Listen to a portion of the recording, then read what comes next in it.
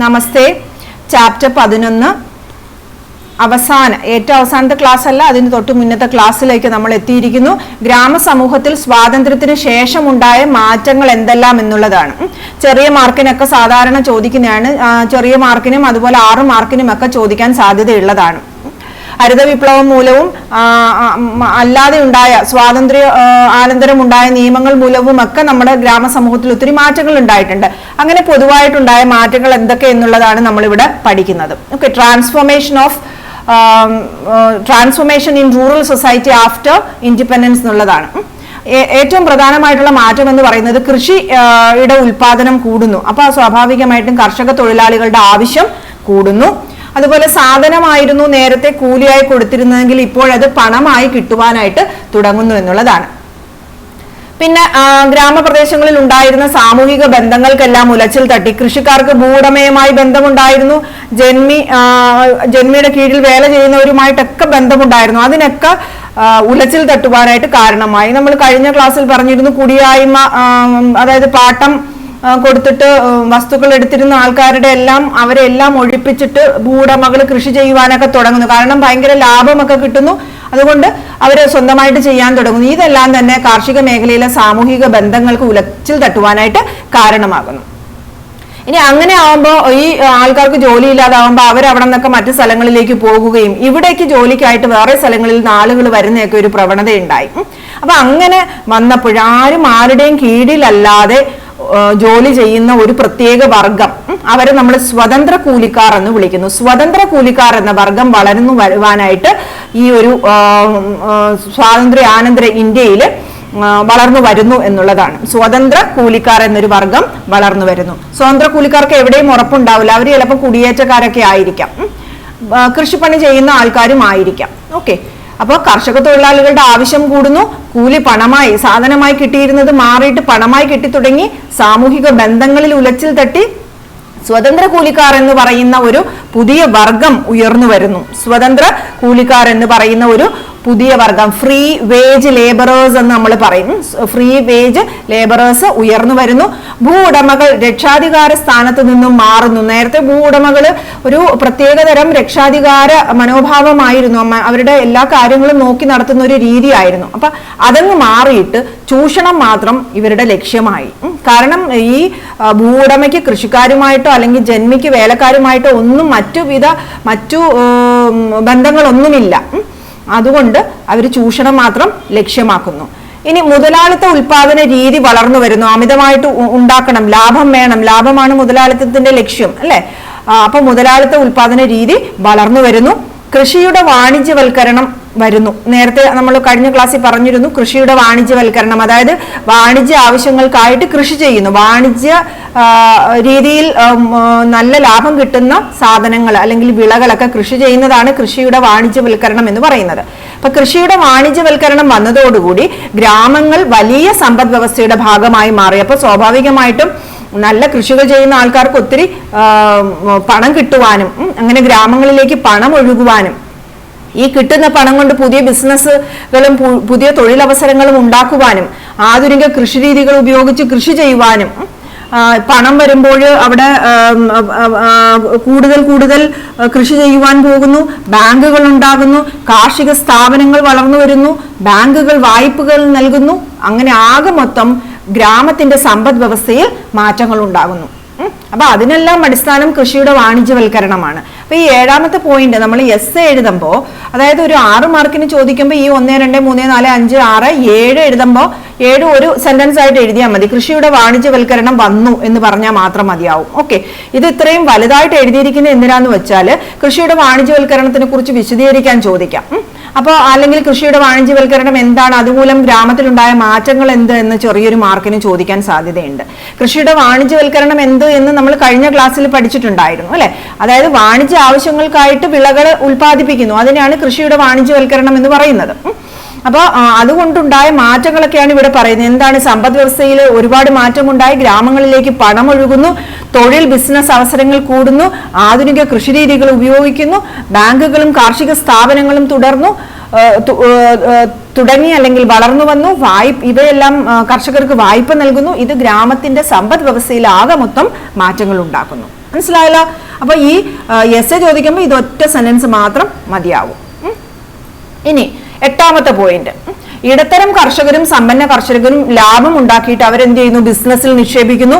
എന്നിട്ട് അവര് ആ ബിസിനസ് വളർത്തി വളർത്തി വലിയ പണക്കാരായിട്ട് വലിയ സംരംഭകരായിട്ട് മാറുന്നു. ഇങ്ങനെ വലിയ കാശൊക്കെ വന്നപ്പം ചില ആൾക്കാർ എന്ത് ചെയ്യുന്നു? ഗ്രാമം മോശമാണെന്ന് തോന്നുകയും അവർ നഗരങ്ങളിലേക്ക് കുടിയേറുകയും ചെയ്തു.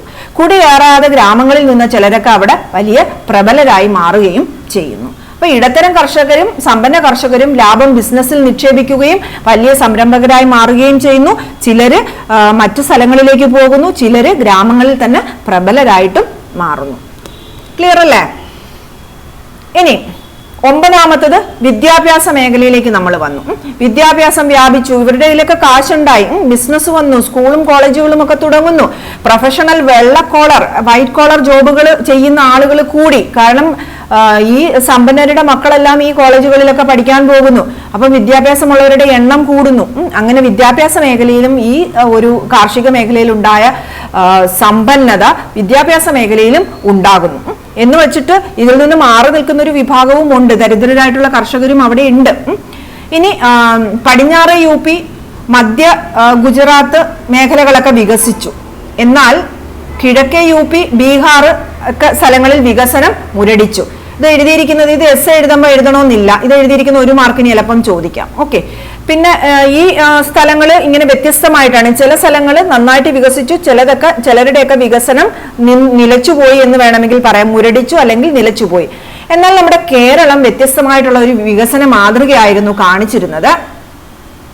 അതായത് കേരളം ഒരു വ്യത്യസ്ത വികസന രീതിയായിരുന്നു കാണിച്ചിരുന്നത്. കേരളത്തിന് ഗൾഫ് രാജ്യങ്ങളുമായുള്ള ബന്ധം, കേരളത്തിലെ രാഷ്ട്രീയ സംഘാടനം നല്ല രീതിയിൽ നമ്മൾ ഓരോ നിയമ രീതികളും കാര്യങ്ങളും ഒക്കെ നടപ്പിലാക്കിയത്, മിച്ചഭൂമി വിതരണം ചെയ്ത നല്ല നടപടികൾ, അതും കഴിഞ്ഞ ക്ലാസ്സിൽ നമ്മൾ പഠിച്ചു. കേരളം നല്ല രീതിയിൽ മിച്ചഭൂമി വിതരണ നടപടികളൊക്കെ നടത്തിയിരുന്നു. കേരളത്തിലെ മാറ്റത്തിന് സഹായകമായി. അതുപോലെ കൃഷിയും ചില്ലറ കച്ചവടം എന്നാണ് ഇവിടെ ഒരു തെറ്റുണ്ട്. കച്ചവടം എന്നായി പോയി. ചില്ലറ കച്ചവടം, സേവന മേഖലകൾ, ഗൾഫ് പണം എല്ലാം ചേർന്ന് കേരളം വ്യത്യസ്ത മാതൃകയായി മാറുന്നു. ചില്ലറ എന്ന് കറക്റ്റ് ചെയ്യണം കേട്ടോ. അപ്പോൾ കേരളത്തിന് വലിയ മാറ്റമുണ്ടായി. മറ്റു രാജ്യങ്ങളെ പോലെ ആയിരുന്നില്ല. കേരളത്തിന് ഗൾഫ് രാജ്യവുമായിട്ടുള്ള ബന്ധവും ഗൾഫ് രാജ്യങ്ങളിൽ നിന്ന് പണം വരുന്നുണ്ട് അല്ലെ. അതുപോലെ നമ്മുടെ രാഷ്ട്രീയ സംഘാടനം, മിച്ചഭൂമിയുടെ ശരിയായിട്ടുള്ള വിതരണം എല്ലാം തന്നെ കേരളത്തിന് ഒരു പ്രത്യേക വികസന രീതിയിലേക്കും പ്രത്യേക രീതിയിലേക്ക് കൊണ്ടുപോകുവാനായിട്ട് ഇത് സഹായിച്ചു. ഇവിടെ ഞാൻ ഒന്നുകൂടെ പറയുന്നു, കർഷക തൊഴിലാളികളുടെ ആവശ്യം കൂടി, കൂലി പണമായി കിട്ടിത്തുടങ്ങി, സാമൂഹ്യ ബന്ധങ്ങളിൽ മാറ്റമുണ്ടായി, സ്വതന്ത്ര കൂലിക്കാർ എന്ന് പറയുന്ന ഒരു വിഭാഗം ഉയർന്നു വന്നു. അതുപോലെ ഭൂവുടമകൾ ചൂഷണം ചെയ്യുവാൻ തുടങ്ങി, കൃഷിയുടെ വാണിജ്യവൽക്കരണം ഉണ്ടാകുന്നു. ഇടത്തരം കർഷകരും സമ്പന്ന കർഷകരും പണം ബിസിനസ്സിൽ നിക്ഷേപിക്കുന്നു. വിദ്യാഭ്യാസ സ്ഥാപനങ്ങൾ ഉയർന്നു വരുന്നു. പ്രൊഫഷണൽ വിദ്യാഭ്യാസം നേടുന്നതും അതുപോലെ വെള്ളക്കോളർ ജോലിക്കാരും, അതായത് ഗവൺമെന്റ് ഉദ്യോഗസ്ഥർ, അങ്ങനെ AC-ക്കകത്തും ഒക്കെ ഇരുന്ന് ഫാൻ്റെ കീഴിലും ഇരുന്ന് ജോലി ചെയ്യുന്നവരാണ് വെള്ളക്കോളർ ജോലിക്കാരും. വെള്ളക്കോളർ ജോലിക്കാരുടെ എണ്ണം കൂടുകയും ഒക്കെ ചെയ്തു. ഇനി ഇങ്ങനെ ഉണ്ടായ ഈ ഒരു പരിവർത്തനം പല സ്ഥലങ്ങളിൽ വ്യത്യസ്തമായിരുന്നു. പടിഞ്ഞാറ് UP, മധ്യ ഗുജറാത്ത് തുടങ്ങിയ സ്ഥലം നല്ല രീതിയിൽ വികസിച്ചുവെങ്കിൽ കിഴക്കേ ഉത്തർപ്രദേശും ബീഹാറും വികസനം അവിടെ നിൽക്കുകയായിരുന്നു ചെയ്തിരുന്നത്. കേരളം ഇതിൽ നിന്നും എല്ലാം വ്യത്യസ്തമായിട്ടുള്ള ഒരു മാതൃകയാണ് കാണിച്ചത്. മനസ്സിലായല്ലോ? ഇനി കൃഷിയുടെ വാണിജ്യവൽക്കരണം ചിലപ്പം സെപ്പറേറ്റ് ആയിട്ട് ഒരു ചെറിയ മാർക്കിന് ചോദിക്കാം. അത് അവിടെ ആ സൈഡിൽ എഴുതിയിട്ടിട്ടുണ്ട്. 7ാമത്തെ പോയിന്റ് അത് എഴുതുക. അപ്പൊ ഇതും എസ് എഴുതുമ്പോൾ നിങ്ങൾ എഴുതണ്ട. ഏതാണ് ഈ 3 മാർക്കിൻ്റെത്. ഇതും സെപ്പറേറ്റ് ചോദിച്ചാൽ മാത്രം ഇത് എഴുതിയാൽ മതി. അപ്പോൾ ഗ്രാമീണ സമൂഹത്തിൽ ഉണ്ടായ സ്വാതന്ത്ര്യത്തിന് ശേഷം ഉണ്ടായ പരിവർത്തനങ്ങൾ, transformation in rural society after independence ചോദിച്ചു കഴിഞ്ഞാൽ ആ 9 പോയിന്റ് എഴുതിയാൽ മതിയാകും. അതിൻ്റെ ഹെഡിങ്ങുകൾ മാത്രമായിട്ട് എഴുതാം. ഇനി ഇതൊരു ചെറിയ മാർക്കിനുള്ള ഒരു ഭാഗമാണ്. തൊഴിൽ ചംക്രമണം എന്നാൽ എന്ത്? Circulation of labour. അതായത് ഇത് ആദ്യം എന്താണെന്നൊന്ന് പറഞ്ഞിട്ട് ഇതിനെ വിവരിക്കാം. ഇങ്ങനെ ഗ്രാമീണ സമൂഹത്തിൽ ഒരുപാട് മാറ്റങ്ങൾ ഉണ്ടായി. സ്വതന്ത്ര കൂലിക്കാരൊക്കെ വന്നു അല്ലെ. ഈ സ്വതന്ത്ര കൂലിക്കാർ മറ്റ് സ്ഥലങ്ങളിൽ നിന്നാണ് ഇവിടേക്ക് വരുന്നത്. അവരുടെ ഗ്രാമമായിരിക്കില്ല അത്, അവർ കുടിയേറി വരുന്നവരാണ്. ഇവിടെയുള്ളവർ എന്ത് ചെയ്യുന്നു? ഇങ്ങനെ സ്വതന്ത്ര കൂലിക്കാർ കുറഞ്ഞ പൈസ കൊടുത്തു കഴിഞ്ഞാൽ ജോലി ചെയ്യുന്നുണ്ട്. അപ്പോൾ ഈ ജന്മിമാരും ഭൂവുടമകളും ഒക്കെ സമ്പന്നരായിട്ടുള്ള കർഷകരൊക്കെ ഇവരെ കൊണ്ട് ജോലി എടുപ്പിക്കാൻ തുടങ്ങുന്നു. കാരണം ഇവരെ ചൂഷണം ചെയ്യാൻ എളുപ്പമാണ്. ഇവര് ജോലി ചെയ്തിട്ട് പോകുന്നു, മറ്റു ഉത്തരവാദിത്തങ്ങളും ബാധ്യതകളും ഒന്നുമില്ല. അപ്പോൾ ഇവരെ അവർ കൂടുതൽ ഉപയോഗിക്കാൻ തുടങ്ങിയപ്പോൾ നാട്ടിലുള്ള കൃഷിക്കാർക്ക് ജോലി ഇല്ലാതാകുന്നു. അപ്പൊ സ്വാഭാവികമായിട്ട് അവർ മറ്റു സ്ഥലങ്ങളിൽ തൊഴിൽ അന്വേഷിച്ച് പോകാൻ തുടങ്ങി. അപ്പൊ ഇവർക്ക് ഈ സമ്പന്ന കർഷകരുടെ അടുത്ത് പോയിട്ട് പറയുവാനുള്ള ഒരു ധൈര്യമൊന്നുമില്ല. കാരണം നേരത്തെ പരമ്പരാഗതമായി ഇവർ തമ്മിൽ വലിയ ബന്ധമൊക്കെ ഉണ്ടായിരിക്കും അല്ലെ. അപ്പോൾ സമ്പന്ന കർഷകർ സ്വതന്ത്ര തൊഴിലാളികളെ വിളിച്ച് പണിയെടുപ്പിക്കുന്നു. സ്വാഭാവികമായിട്ടും നാട്ടിലുള്ള കർഷകർക്ക് ജോലിയില്ല. അവരെന്ത് ചെയ്യും? തൊഴിലാളി കർഷകർ അവർ മറ്റു സ്ഥലങ്ങളിലേക്ക് ജോലിക്ക് പോകുന്നു. അപ്പൊ അങ്ങനെ കുറച്ചുപേര് പുറത്തുനിന്ന് ഇങ്ങോട്ട് വരുന്നു, ഇവിടെയുള്ളവർ അങ്ങോട്ട് പോകുന്നു. അങ്ങനെ ഒരു തൊഴിൽ മേഖലയിൽ ഒരു വലിയ ചംക്രമണം എന്ന് പറഞ്ഞാൽ അങ്ങോട്ടും ഇങ്ങോട്ടുമുള്ള ഒരു കറക്കമാണ്. നമ്മുടെ ചംക്രമണം എന്ന് പറയുന്നത് പോലെയുള്ള ഒരു കറക്കം. അതാണ് തൊഴിൽ ചംക്രമണം അഥവാ സർക്കുലേഷൻ ഓഫ് ലേബർ എന്ന് പറയുന്നത്. അത് നമുക്ക് നോക്കാം. കാലികമായ കുടിയേറ്റ രീതി ഗ്രാമങ്ങളിലെ തൊഴിൽ ചംക്രമണത്തിന്റെ ഫലമായി ഉണ്ടായി. കാലികമായ കുടിയേറ്റ രീതി എന്ന് പറഞ്ഞാൽ ഇപ്പൊ ഇവിടെ ഈ സ്ഥലത്ത് ഞാൻ ഗോതമ്പാണ് കൃഷി ചെയ്യുന്നതെന്ന് വയ്ക്കുക. ഞാൻ താമസിക്കുന്നിടത്ത് ഞാൻ ഗോതമ്പ് കൃഷി, അവിടെ ഗോതമ്പ് കൃഷിക്ക് അനുയോജ്യമായ കാലാവസ്ഥയാണ് ആ സമയത്ത്. അപ്പൊ ഞാൻ ഗോതമ്പ് കൃഷി ചെയ്യും. അങ്ങനെ ചെയ്യുമ്പോൾ ഈ കൃഷിക്ക് അനുയോജ്യരായിട്ടുള്ള ആളുകൾ അവിടേക്ക് കുടിയേറി വരുന്നു, ആ സ്ഥലത്തേക്ക് വരുന്നു, പണിയെടുക്കുന്നു, അവിടെ കുറച്ചു നാൾ താമസിക്കുന്നു. ഗോതമ്പിന്റെ സീസൺ കഴിയുമ്പോൾ ഇവർ അടുത്ത സ്ഥലങ്ങളിലേക്ക് പോകുന്നു. സീസൺ അനുസരിച്ച് അവർ സ്ഥലങ്ങൾ മാറി മാറി തൊഴിലിനായിട്ട് കുടിയേറുന്നു. അതിനെയാണ് എന്ത് പറയുന്നത്? കാലിക കുടിയേറ്റം എന്ന് പറയുന്നത്. സീസണൽ മൈഗ്രേഷൻ എന്ന് ഇംഗ്ലീഷിൽ പറയുന്നു. കാലികമായ കുടിയേറ്റ രീതി. അപ്പൊ ഗ്രാമങ്ങളിലെ തൊഴിൽ ചംക്രമണത്തിന്റെ ഫലമായിട്ടാണ് ഈ കാലികമായ കുടിയേറ്റ രീതി ഉണ്ടാകുന്നത്. സീസൺ അനുസരിച്ച് പല സ്ഥലങ്ങളിൽ കുടിയേറുന്നതിനെയാണ് കാലിക കുടിയേറ്റം എന്ന് വിളിക്കുന്നത്. ഇമ്പോർട്ടന്റ് ആണ്, 2 മാർക്കിന് ചോദിക്കാം. മനസ്സിലായല്ലോ? അപ്പൊ കാലാവസ്ഥയ്ക്കനുസരിച്ച് അവർ ജോലി അന്വേഷിച്ച് പോകുന്നു. അതാണ് കാലികമായ കുടിയേറ്റം എന്നത്. കാലത്തിനനുസരിച്ച്, സീസൺ അനുസരിച്ചുള്ള കുടിയേറ്റം എന്നതാണ്.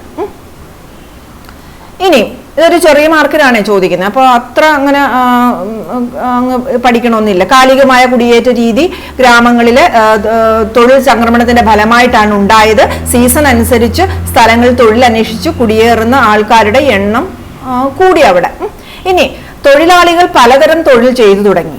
ഉദാഹരണത്തിന് ഉത്തർപ്രദേശിലെ ഇഷ്ടികക്കളങ്ങൾ, ന്യൂഡൽഹിയിലും ബാംഗ്ലൂരിലും കെട്ടിട നിർമ്മാണ സൈറ്റ്, അങ്ങനെ പല സ്ഥലങ്ങളിൽ ഇവർ കുടിയേറിയിട്ട് പലതരം തൊഴിലുകൾ ചെയ്തു തുടങ്ങി. കൃഷി മാത്രം ചെയ്തിരുന്ന ആൾക്കാരാണ്. ഓക്കെ. അപ്പോ സാഹചര്യത്തിനനുസരിച്ച് അവർ പലതരം തൊഴിലുകൾ ചെയ്യുവാൻ തുടങ്ങി. സ്വതന്ത്രമായി പല സ്ഥലങ്ങളിലും പല തൊഴിലുകളും ചെയ്യുന്ന തൊഴിലാളികളെ സ്വതന്ത്ര തൊഴിലാളി എന്ന് ജാൻ ബർമൻ വിളിച്ചു. ഇത് നമ്മൾ പല സ്ഥലത്തും പറഞ്ഞിട്ടുള്ളതാണ് അല്ലെ.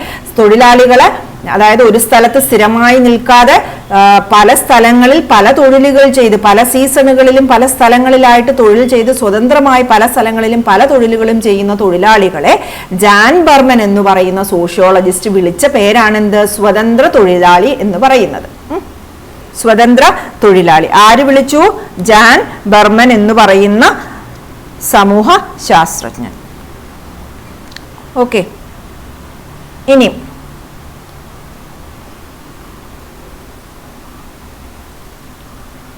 ജാൻ ബർമൻ പറഞ്ഞ മറ്റു ചില കാര്യങ്ങൾ നമ്മൾ ഇതിന്റെ എൻഡ് ആകുമ്പോഴത്തേക്ക് ഒന്നുകൂടെ പറയുന്നതായിരിക്കും. ഓക്കെ. കുടിയേറ്റക്കാരായ പണിക്കാരെ പണിയെടുപ്പിക്കുവാൻ സമ്പന്നർക്ക് താല്പര്യം കൂടുതലായിരുന്നു. നേരത്തെ പറഞ്ഞു. കാരണം അവർക്ക് കുറച്ച് ചൂഷണം ചെയ്യാവരെ, കാരണം കൂലി കുറവ് മതി. ഇത് നാട്ടിലെ പണിക്കാരുടെ പണി നഷ്ടപ്പെടുത്തി അവർ മറ്റു സ്ഥലങ്ങളിലേക്ക് കുടിയേറുന്നു. അപ്പൊ ഈ ഒരു സംഭവം ഇതൊരു പ്രധാനപ്പെട്ട പോയിന്റാണ്. ഇങ്ങനെ ഇവരെന്ത് ചെയ്തു? ജോലി അന്വേഷിച്ച് മറ്റു സ്ഥലങ്ങളിൽ പോയപ്പോൾ വീട്ടിലെ സ്ത്രീകൾക്ക് ഉത്തരവാദിത്തങ്ങൾ കൂടുകയും സ്ത്രീകൾക്ക് ഉത്തരവാദിത്തം ഏറ്റെടുക്കേണ്ട ഒരു ചുമതല ഉണ്ടാകുകയും ചെയ്യുന്നു. ഒപ്പം തന്നെ അവർക്ക് കൃഷി, ചിലപ്പം കുറച്ച് ഭൂമിയൊക്കെ ഉണ്ടെങ്കിൽ കൃഷിയും കൂടെ ചെയ്യണം. അങ്ങനെ അവർ കൃഷിയും കൂടെ ചെയ്യുന്നു. ഇതിനെ കാർഷിക തൊഴിൽ ശക്തിയുടെ സ്ത്രൈണവൽക്കരണം എന്ന് വിളിക്കുന്നു. കാർഷിക തൊഴിൽ ശക്തിയുടെ സ്ത്രൈണവൽക്കരണം എന്ന് പറയുന്നു. സ്ത്രൈണവൽക്കരണം ഇംഗ്ലീഷിൽ നമ്മൾ ഫെമിനൈസേഷൻ ഓഫ് ലേബർ എന്ന് പറയുന്നു. Feminisation of agricultural labour force എന്നാണ് പറയുന്നത്. അപ്പൊ അതിന് കാരണം എന്താണ്? These ladies work in the field at the same time they are looking after their household because their men are migrated to other places in search of job. അപ്പൊ അതിനെയാണ്, ആ പ്രോസസ്സിനെയാണ് feminisation of agriculture labour അഥവാ കാർഷിക തൊഴിൽ ശക്തിയുടെ സ്ത്രൈണവൽക്കരണം എന്ന് പറയുന്നത്. മനസ്സിലായല്ലോ? കുടിയേറ്റക്കാരായ പണിക്കാരെ പണിയെടുപ്പിക്കുവാൻ സമ്പന്നർക്ക് താല്പര്യം കൂടുതലാണ്. കാരണം കൂലി കുറവ് മതി, ചൂഷണം ചെയ്യാൻ എളുപ്പമാണ്. കാരണം അവർ ജോലി കഴിഞ്ഞിട്ട് അവർ മറ്റു സ്ഥലങ്ങളിലേക്ക് പോകുന്നു. അപ്പൊ അതുകൊണ്ട് തന്നെ നാട്ടിലെ പണിക്കാരുടെ ജോലി നഷ്ടമാകുന്നു, അവർ മറ്റു സ്ഥലങ്ങളിലേക്ക് കുടിയേറി പോകുന്നു. ഇങ്ങനെ ചെയ്തപ്പോൾ നാട്ടിൽ എന്ത് സംഭവിക്കുന്നു? നാട്ടില് കാർഷിക തൊഴിൽ ശക്തിയുടെ സ്ത്രൈണവൽക്കരണം ഉണ്ടാകുന്നു. അതായത് കൃഷിപ്പണി ചെയ്യുന്ന സ്ത്രീകളുടെ എണ്ണം കൂടുന്നു. കാരണം എന്താ? അതിനുള്ള പ്രധാന കാരണം എന്ന് പറയുന്നത് പുരുഷന്മാരില്ല, അപ്പോൾ പുരുഷന്മാരുടെ പണി ചെയ്യണം, കൃഷിപ്പണിയും കൂടെ ചെയ്യണം. അതിനെയാണ് കാർഷിക തൊഴിൽ ശക്തിയുടെ സ്ത്രൈണവൽക്കരണം എന്ന് പറയുന്നത്. മനസ്സിലായല്ലോ? ഇനി ഇത്രയുമാണ് തൊഴിൽ ചംക്രമണം എന്ന ഭാഗത്തിൽ നമുക്ക് പഠിക്കാനുള്ളത്. അത് 3 പോയിന്റ് ആണ്. ഒന്ന് എന്താണ്? ഗ്രാമങ്ങളിലെ തൊഴിൽ ചംക്രമണത്തിന്റെ ഫലമായിട്ട് കാലികമായ കുടിയേറ്റ രീതി ഉണ്ടായി. കാലികമായ കുടിയേറ്റം എന്ന് പറഞ്ഞാൽ സീസൺ അനുസരിച്ച് കുടിയേറുന്ന പ്രവണത ഉണ്ടായി, ഒരു പോയിന്റ്.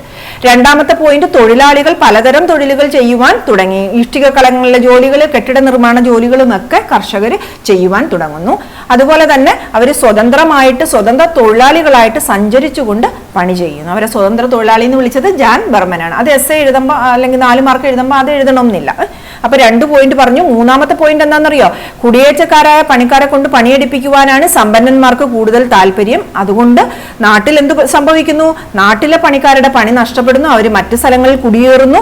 നാട്ടിലെ സ്ത്രീകൾക്ക് എന്തുണ്ടാകുന്നു? അവർക്ക് കൃഷിപ്പണി ചെയ്യേണ്ടി വരുന്നു. ഇതിനെ കാർഷിക തൊഴിൽ ശക്തിയുടെ സ്ത്രൈണവൽക്കരണം എന്നും വിളിക്കുന്നു. ഇത് 3 പോയിന്റ് ആണ് തൊഴിൽ ചംക്രമണത്തിനകത്ത് നമ്മൾ എഴുതാനുള്ളത്. 4 മാർക്കിനൊക്കെ അത് ചോദിക്കാൻ സാധ്യതയുണ്ട്. ഇനി നമ്മൾ കുറച്ചുകൂടെ അതിനെ ഒന്ന് ഇതാകുന്നു. സ്ത്രീകൾക്ക് കുറഞ്ഞ കൂലിയും അരക്ഷിതാവസ്ഥയും നേരിടുന്നു. ഈ സ്ത്രീകൾ കാർഷിക മേഖലയിൽ പണിയെടുക്കുന്നു. സ്ത്രീകളായതുകൊണ്ട് നല്ല രീതിയിലുള്ള എന്താണ് പൈസയൊന്നും അവർ കൊടുക്കുന്നില്ല. അപ്പൊ അവർക്ക് ഒരു സുരക്ഷിത രീതികളൊന്നും ആയിരുന്നില്ല ഉണ്ടായിരുന്നത്. അതുപോലെ സ്ത്രീകളെ ഭൂമിയുടെ ഉടമസ്ഥാവകാശം നൽകാതെ പുരുഷാധിപത്യം സമൂഹം മാറ്റി നിർത്തുകയും ഈ ഗ്രാമപ്രദേശങ്ങളിൽ ചെയ്യുന്നുണ്ട്. ഭൂരഹിത തൊഴിലാളികളായും കൃഷിക്കാരായും ഭൂമിയിൽ പണിയെടുക്കുന്ന സ്ത്രീകൾക്ക് ഭൂമിയുടെ ഉടമസ്ഥാവകാശം നൽകാതെ മാറ്റി നിർത്തുവാനാണ് ഈ സ്ഥലത്തില്ലാത്ത പുരുഷന്മാർ പോലും ശ്രമിച്ചിട്ടുള്ളത്. അവിടെ കാർഷിക മേഖലയിൽ feminisation of agricultural labour force ആണ് ഉണ്ടാകുന്നത്. തൊഴിലെടുക്കുന്നവരുടെ ഒരു സ്ത്രൈണവൽക്കരണമാണ് ഉണ്ടാകുന്നത്. പക്ഷേ ഭൂമിയുടെ ഉടമസ്ഥ അവകാശം ആരുടെ കയ്യിൽ തന്നെയാണ്? പുരുഷാധിപത്യമുള്ള അല്ലെങ്കിൽ പാട്രിലീനിയൽ സൊസൈറ്റിയായ പുരുഷന്മാരുടെ കൈവശം തന്നെയാണ് ഭൂമിയുടെ ഉടമസ്ഥാവകാശം ഉണ്ടായിരുന്നതെന്നാണ്. അപ്പൊ അത്രയുമാണ് തൊഴിൽ ചംക്രമണം എന്നതിൽ എഴുതേണ്ടത്. ഇനി 2-3 ചെറിയ മാർക്കാണ്. പ്രബല ജാതികളിൽപ്പെട്ട ഭൂ ഉടമകളും താഴ്ന്ന ജാതിയിലെ കർഷകരും തമ്മിലുള്ള ബന്ധത്തിൽ മാറ്റം വന്നു എന്ന് ആര് പറയുന്നു? ജാൻ ബർമൻ വിശേഷിപ്പിക്കുന്നു. പ്രബല ജാതികളിൽപ്പെട്ട ഭൂ ഉടമകളുടെയും താഴ്ന്ന ജാതിയിലെ കർഷകരും തമ്മിലുള്ള ബന്ധത്തിൽ മാറ്റം വന്നു. നേരത്തെ ആ ബന്ധത്തിനകത്ത് ഒരു വലിയ ഉത്തരവാദിത്വവും ഒക്കെ ഉണ്ടായിരുന്നു. പ്രബല ജാതികളിലായ ഭൂ ഉടമകൾക്ക് താഴ്ന്ന ജാതിക്കാരെ സംരക്ഷിക്കേണ്ട ഉത്തരവാദിത്തങ്ങളൊക്കെ ഉണ്ടായിരുന്നു. അപ്പോൾ ഈ സ്വാതന്ത്ര്യശേഷം ആ ഉത്തരവാദിത്തങ്ങളൊക്കെ ഇല്ലാതാകുന്നു എന്ന് ജാൻ ബർമൻ പറയുന്നു. അതുപോലെ ഡാഷ് അടിസ്ഥാനം തൊഴിലാളികളെ ഉൽപാദന മാർഗങ്ങളിൽ നിന്നും വേർതിരിക്കലും സ്വതന്ത്ര വേലയുടെ ഉപയോഗവുമാണ്. മുതലാളിത്ത ഉൽപാദന രീതിയുടെ അടിസ്ഥാനം തൊഴിലാളികളെ ഉൽപാദന മാർഗങ്ങളിൽ നിന്നുള്ള വേർതിരിക്കലും സ്വതന്ത്ര കൂലിവേലയുടെ ഉപയോഗവുമാണ്. ഇനി സ്വതന്ത്ര തൊഴിലാളികൾ എന്നതിന്റെ ഇംഗ്ലീഷ് എന്താണെന്നറിയോ? ഫൂട്ട് ലൂസ് ലേബർ എന്നാണ്. അതായത് അവരുടെ പാദങ്ങൾ നഷ്ടപ്പെട്ട എന്നാണ് അത്. സ്വതന്ത്ര തൊഴിലാളി എന്നുള്ളതിന് മറ്റൊരു പേരൂടെ പറയുന്നു, പാദങ്ങൾ നഷ്ടപ്പെട്ട തൊഴിലാളികൾ. അതൊന്ന് ഓർത്തു വെക്കുക കേട്ടോ. സ്വതന്ത്ര തൊഴിലാളി ചില പുസ്തകങ്ങളിൽ പാദങ്ങൾ നഷ്ടപ്പെട്ട തൊഴിലാളികൾ എന്നാണ്. പാദങ്ങൾ നഷ്ടപ്പെട്ട തൊഴിലാളികൾ, അതാണ് ഫൂട്ട് ലൂസ് ലേബർ എന്ന് പറയുന്നത്. സ്വതന്ത്ര തൊഴിലാളികളുടെ മറ്റൊരു പേരാണ് പാദം നഷ്ടപ്പെട്ട തൊഴിലാളികൾ അഥവാ ഫൂട്ട് ലൂസ് ലേബറേഴ്സ്. ഓർത്തു വെക്കണേ. അത് അവിടെ എഴുതിയപ്പോൾ ബ്രാക്കറ്റ് ഇടാൻ മറന്നുപോയി കേട്ടോ. നല്ല മാർക്ക് A+ വാങ്ങിക്കുന്ന മക്കളെല്ലാം അത് ഓർത്തു വെക്കുക. ഓക്കെ, ഇന്നത്തെ ക്ലാസ് ഇത്രയേ ഉള്ളൂ. അപ്പോൾ താങ്ക് യു സോ മച്ച്. ഒരു ചെറിയ ക്ലാസ് ആണ്, അത്രയും കാണുക, നോട്ടും എഴുതുക. അപ്പൊ ഇത് ചോദിക്കുന്നത് എങ്ങനെയാണ്? ആദ്യം നമ്മൾ പഠിച്ചത് ഒരു എസ്സേ ആയിട്ടാണ് ചോദിക്കുന്നത്. ഗ്രാമസമൂഹത്തിൽ സ്വാതന്ത്ര്യത്തിന് ശേഷം ഉണ്ടായ പരിവർത്തനങ്ങൾ എസ്സേ ചോദിക്കുക. അപ്പൊ ഈ 10 പോയിന്റ് എഴുതണ്ട, ഒരു 9 പോയിന്റ്. 6 മാർക്കിനാണെങ്കിൽ ഒരു 9 പോയിന്റ് ഒക്കെ ഓർത്ത് വെക്കുക. 7ാമത്തെ പോയിന്റ് ഇത്രയും വലുതായിട്ട് എഴുതുകയും വേണ്ട. പിന്നെ മറ്റത് തൊഴിൽ ചംക്രമണമൊക്കെ 4 മാർക്കിനൊക്കെ ആയിരിക്കും ചോദിക്കുന്നത്. പിന്നെ കുറച്ച് ചെറിയ ചോദ്യങ്ങളും പഠിച്ചു. കേരളം വ്യത്യസ്ത വികസന രീതി കാണിക്കുന്നത് എങ്ങനെയെന്നുള്ളതും, അതുപോലെ കൃഷിയുടെ വാണിജ്യവൽക്കരണത്തിന്റെ മൂലമുണ്ടായ മാറ്റങ്ങൾ, അത് ഇത്രയും 7ാമത്തെ പോയിന്റുകൾ ഒരു 3 മാർക്കിനൊക്കെ ചോദിക്കാം. മനസ്സിലായോ? അപ്പൊ ഒരു 6 മാർക്ക്, ഒരു 3 മാർക്ക്, പിന്നെ കേരളത്തിന്റെ വികസന രീതിയെക്കുറിച്ച് ഒരു 3 മാർക്കിന് ചിലപ്പം ചോദിക്കാം. അതുപോലെ തൊഴിൽ സംക്രമണം ഒരു 4 മാർക്കിന് ചോദിക്കാം. പിന്നെ നിറയെ ചെറിയ ചെറിയ മാർക്കുകളുണ്ട്. പാദം നഷ്ടപ്പെട്ട തൊഴിലാളി, ഇവിടെ എഴുതുമ്പോൾ നോട്ട് എഴുതുമ്പോൾ മറക്കരുതേ, പാദം നഷ്ടപ്പെട്ട തൊഴിലാളി എന്ന് മറക്കാതെ എഴുതുക കേട്ടോ. ടീച്ചർ അവിടെ എഴുതാൻ വിട്ടുപോയതാണ്. പാദം നഷ്ടപ്പെട്ട തൊഴിലാളി എന്നത് സ്വതന്ത്ര തൊഴിലാളിയുടെ മറ്റൊരു പേരാണ്. ഇംഗ്ലീഷിൽ ഫുട്ട് ലൂസ് ലേബർ എന്ന് പറയുന്നു. അതുപോലെ കാർഷിക തൊഴിൽ ശക്തിയുടെ സ്ത്രൈണവൽക്കരണം, feminisation of agriculture labour force, അതും പ്രധാനപ്പെട്ടതാണ്. Okay, thank you.